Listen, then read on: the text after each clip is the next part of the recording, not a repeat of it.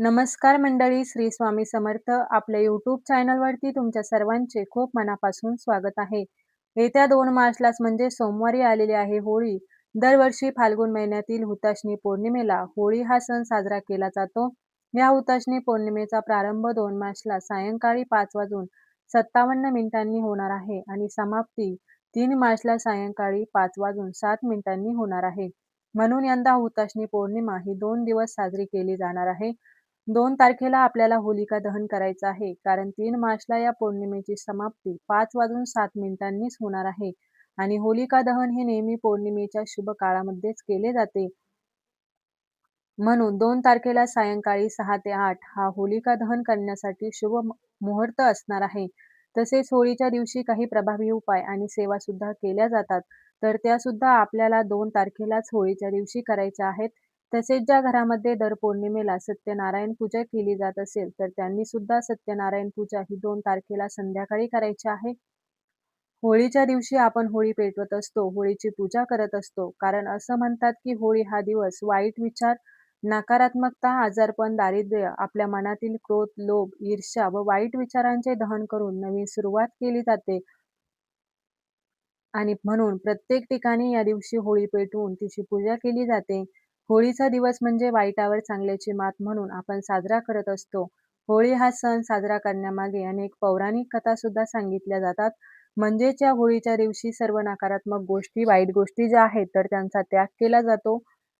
होळीचा दिवस हा जेवढा चांगला मानला जातो, तेवढा वाईट सुद्धा मानला जातो. कारण या होळीच्या दिवशी तंत्र, मंत्र, साधना यांचा प्रभाव सुद्धा तेवढाच असतो आणि म्हणूनच होळीच्या दिवशी कोणाचीही परान्न खाऊ नये असे सांगितले जाते.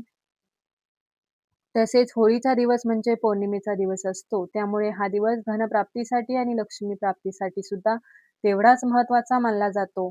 या दिवशी स्वतः माता लक्ष्मी पृथ्वीवरती भ्रमण करत असते.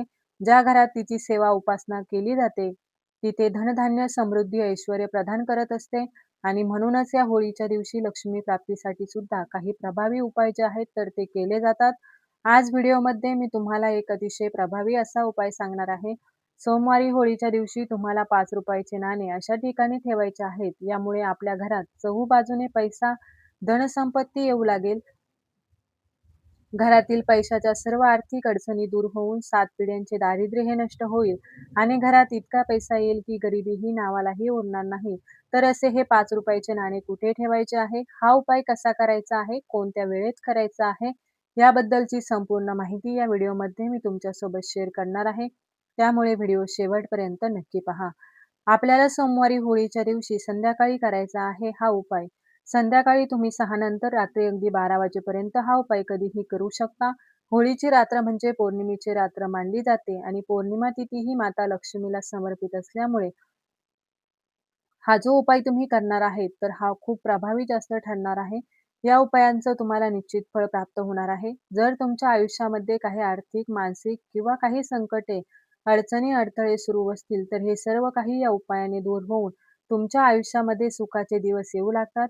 साक्षात माता लक्ष्मीची अखंड कृपादृष्टी तुमच्यावरती राहील. जर आपल्या घरामध्ये सतत पैशाच्या अडचणी येत असतील, घरामध्ये आलेला पैसा हा टिकत नसेल, आलेला पैसा कोणत्या ना कोणत्या कारणाने जर आपल्या घरातून निघून जात असेल, तुम्ही भरपूर कष्ट करत आहात, मेहनत करत आहात, परंतु तुमच्या कष्टाला आणि मेहनतीला यश मिळत नसेल, कोणतीच गोष्ट तुमच्या मनासारखी घडत नसेल किंवा एखादा उद्योग व्यवसाय करत आहात, त्यामध्ये वृद्धी होत नसेल, तो व्यवसाय चांगला चालत नसेल, सतत तुम्हाला इतरांकडून उसने पैसे घेण्याची वेळ येत असेल किंवा तुमच्यावर एखादं कर्ज आहे, त्या कर्जातून मुक्तता होण्यासाठी देखील हा उपाय प्रभावी मानला जातो. कितीही मोठ्या अडचणी जर तुमच्या जीवनात असतील, तर त्या दूर होतील आणि घरामध्ये इतका पैसा येईल, की तुम्हाला सांभाळता देखील येणार नाही. कारण पौर्णिमेचा हा पवित्र जो दिवस असतो, तर तो साक्षात सांगितल्याप्रमाणे माता लक्ष्मीला समर्पित असणारा दिवस आहे आणि विष्णू पुराणानुसार या दिवशी माता लक्ष्मी आपल्या घरात 7 वेळा येत असते आणि म्हणून तिला प्रसन्न करून घेण्यासाठी आपण जेव्हा काही उपाय करतो, तेव्हा ती आपल्यावरती प्रसन्न होत असते. हे नाणे माता लक्ष्मीला अतिशय प्रिय आहे. जर तुम्ही माता लक्ष्मीचा एखादा फोटो किंवा मूर्ती बघितली असेल, तर माता लक्ष्मीच्या हातातून तुम्हाला चांदीचे नाणे जे आहे ते पडताना दिसतील आणि जर याच दिवशी आपण या नाण्यासंबंधित काही उपाय जर केले, तर ते खूप जास्त प्रभावी आणि उपकारकारक ठरत असतात. आता हा उपाय आपल्या घरातील स्त्री, पुरुष किंवा मुलं कुणीही करू शकतात. हा उपाय करण्यापूर्वी सर्वप्रथम तुम्हाला तुमच्या देवघरामध्ये दिवा लावून घ्यायचा आहे. धूप, दीप, अगरबत्ती लावून वातावरण प्रसन्न करायचं आहे. तुळशीपाशी सुद्धा एक दिवा तुम्हाला प्रज्वलित करायचा आहे आणि यानंतर तुम्हाला हा जो उपाय आहे तो करायचा आहे. उपाय करण्यासाठी तुम्हाला एक चांदीची वाटी लागणार आहे. जर तुमच्या घरामध्ये चांदीची वाटी असेल, तर अवश्य तीच घ्यायची आहे. चांदीची वाटी तुमच्याकडे नसेल, तर मग तुम्ही स्टीलची किंवा एखादं मातीची पणती असेल, तर ती सुद्धा घेऊ शकता किंवा मातीचं भांडं असेल, तर ते घेतलं तरी चालेल. फक्त तुम्हाला प्लॅस्टिकची जी वाटी आहे, तर ती अजिबात घ्यायची नाही.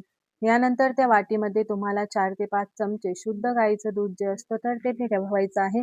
दूध हे गरम केलेलं नसावं, कच्चं दूध तुम्हाला घ्यायचं आहे. चुकूनही तुम्हाला म्हशीचं किंवा इतर कोणतंही दूध घेता येणार नाही. शुद्ध गाईचं दूध तुम्हाला घ्यायचं आहे आणि ते 2 ते 3 चमचे त्या वाटीमध्ये तुम्हाला टाकायचे आहेत. त्यासोबतच तुम्हाला थोडीशी हळद टाकायची आहे. चिमूटभर हळद टाकली तरी चालेल आणि यानंतर थोडीशी खडीसाखर जी असते, जी आपण प्रसादामध्ये वापरतो, तर ती तुम्हाला थोडीशी खडीसाखर टाकायची आहे. जर तुमच्याकडे खडीसाखर नसेल, तर तुम्ही घरामध्ये जी साधी खडीसाखर वापरत असाल, चहासाठी साखर वापरत असाल, ती घेतली तरी सुद्धा चालेल. व्यवस्थित तुम्हाला ती मिक्स करून घ्यायची आहे दुधामध्ये. यानंतर तुम्हाला ₹5 एक नाणं घ्यायचं आहे. स्वच्छ धुवून काढायचं आहे. गंगाजल असेल तर गंगाजलाने धुवायचं आहे. नसेल तर साध्या पाण्याने धुवून काढायचं आहे. आणि यानंतर हे नाणं जे आहे ते तुम्हाला त्या दुधामध्ये, त्या वाटीमध्ये टाकायचं आहे. यानंतर ही जी वाटी आहे, ही वाटी तुम्हाला आपल्या बाल्कनीमध्ये किंवा टेरेसवरती खिडकीमध्ये जिथे चंद्राचा प्रकाश पडतो, त्या चंद्रप्रकाशामध्ये तुम्हाला ही जी वाटी आहे, तर ती ठेवायची आहे. फक्त चंद्रप्रकाश जो आहे त्या दुधावरती पडेल आणि त्या वाटीवरती पडेल, अशा पद्धतीने तुम्हाला ही दुधाची वाटी जी आहे, तर ती चंद्रप्रकाशामध्ये ठेवायची आहे. पौर्णिमेच्या दिवशी चंद्र हा 16 कलांनी परिपूर्ण असतो आणि या वेळेला ज्या काही सकारात्मक लहरी आहेत, लक्ष्मी तत्व जे आहे, तर ते खूप जास्त प्रमाणामध्ये जागृत असते. या दिवशी चंद्रप्रकाशातून अमृताचा वर्षाव होत असतो आणि जेव्हा आपण ही वाटी चंद्रप्रकाशामध्ये ठेवतो, तेव्हा ते नाणं सिद्ध होत असतं. आता ही वाटी तुम्ही चंद्रप्रकाशामध्ये ठेवल्यानंतर 1 ते दीड तास तशीच तुम्हाला चंद्रप्रकाशामध्ये ठेवायचं आहे. यानंतर त्यावरती तुम्हाला एक झाकण घालून ती वाटी तिथेच रात्रभर तुम्हाला चंद्रप्रकाशामध्ये ठेवायची आहे. दुसऱ्या दिवशी सकाळी लवकर उठायचं आहे. अगदी 6च्या अगोदर तुम्हाला उठायचं आहे. उठल्यानंतर त्या चांदीच्या वाटीमधून तो ₹5 शिक्का जो आहे, तर तो तुम्हाला काढून घ्यायचा आहे आणि तो स्वच्छ धुवून काढायचा आहे. यानंतर हे जे दूध असणार आहे, तर ते दूध तुम्हाला पिंपळाच्या वृक्षाला अर्पण करायचं आहे. तुमच्या घराजवळ पिंपळ वृक्ष नसेल, तर तुळस सोडून तुम्ही कोणत्याही झाडाला दूध अर्पण करू शकता. यानंतर स्वच्छ स्नान करून झाल्यानंतर तुम्हाला तुमच्या देवघरातील देवांची पूजा-अर्चा करून घ्यायची आहे. आणि हे जे ₹5 नाणं आहे, हे नाणं तुम्हाला तुमच्या देवघरामध्ये ठेवून त्याची पूजा करायची आहे. त्यावरती तुम्हाला हळद-कुंकू, अक्षदा, फुले अर्पण करायची आहेत. धूप-दीप, अगरबत्ती जी आहे, तर ती ओवाळून घ्यायची आहेत. कारण जे हे नाणं आहे, ते सिद्ध राहील. नाण्यामध्ये लक्ष्मीला आकर्षित करण्याची खूप जास्त प्रमाणामध्ये शक्ती आहे. जेव्हा हे नाणं आपण आपल्या देवघरामध्ये ठेवतो, तेव्हा आपल्या घरामध्ये चहूबाजूने धनसंपत्तीचा पैसा हा येऊ लागतो. जर तुम्हाला हे नाणं तुमच्या देवघरामध्ये ठेवायचं नसेल, तर मग हे नाणं तुमच्या पैशाच्या तिजोरीमध्ये किंवा तुमच्या स्वतःच्या पर्समध्ये ठेवले तरीही चालेल. हे नाणं जोपर्यंत तुमच्याकडे आहे, तोपर्यंत तुम्हाला अजिबात खर्च करायचा नाही.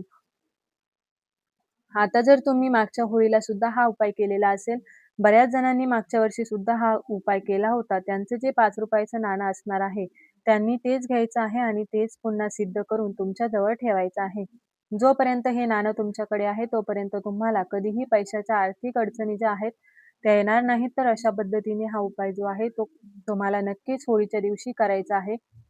त्याचबरोबर जर तुम्हाला या दिवशी एकाक्षी नारळ भेटला, तर तो आवर्जून तुम्हाला खरेदी करून आणायचा आहे. एकाक्षी नारळ म्हणजे ज्या नारळाला एक डोळा असतो, त्या नारळाला एकाक्षी नारळ म्हटलं जातं. ते नारळ साक्षात माता लक्ष्मीचं प्रतीक मानलं जातं. या दिवशी असा नारळ जर तुम्हाला भेटला, तर तो घरी आणायचा आहे. आपल्या देवघरासमोर ठेवून त्याची पूजा करायची आहे. एका लाल कपड्यामध्ये बांधून तो नारळ तुम्हाला पैशाच्या तिजोरीमध्ये ठेवायचा आहे. ज्या घरामध्ये होळीच्या दिवशी एकाक्षी नारळ आणून त्याची पूजा केली जाते, त्या घरात कधीही गरिबी आणि दारिद्र्यताही प्रवेश करत नाही. त्या घरातील सर्व दोष, नकारात्मकता, अडचणी दूर होतात आणि घराची आर्थिक स्थिती आहे ती मजबूत राहते. म्हणूनच या दिवशी तुम्हाला हा नारळ कुठे भेटला तर नक्कीच तुम्ही खरेदी करू शकता. तर ही अत्यंत महत्त्वाची माहिती मी तुमच्यासोबत शेअर केली आहे. व्हिडिओ आवडला असेल तर व्हिडिओला लाईक करा. चॅनलवरती नवीन असाल तर सबस्क्राईब करा. चला तर मग भेटूया अशाच एका नवीन माहितीपूर्ण व्हिडिओमध्ये. तोपर्यंत सर्वांना श्री स्वामी समर्थ. धन्यवाद.